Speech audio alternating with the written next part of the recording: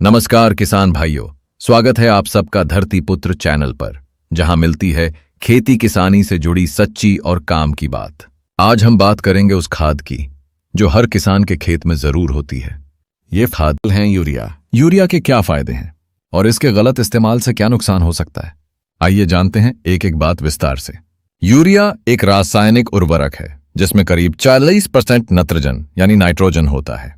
यह फसल की पत्तियों को तेजी से हरा करता है और उसकी बढ़त में मदद करता है। यही कारण है कि देश के करोड़ों किसान इसे इस्तेमाल करते हैं।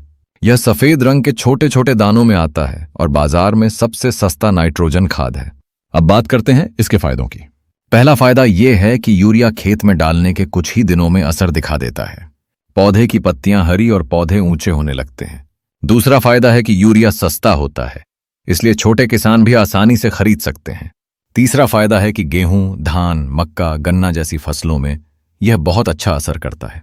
यूरिया से पौधों की शुरुआती ग्रोथ मजबूत होती है, जिससे फसल मजबूत बनती है और उपज बेहतर होती है। अब जानिए इसके नुकसान, जो तब होते हैं जब यूरिया को गलत तरीके से या जरूरत से ज्यादा डाला जाए। यूरिया मिट्टी के जैविक तत्वों को खत्म कर देता है, जिससे मिट्टी बेजान हो जाती है।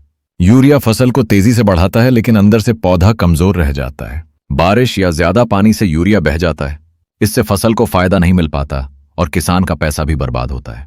जरूरत से ज्यादा यूरिया से पौधे की जड़ें खराब हो सकती हैं और फसल सूख सकती है।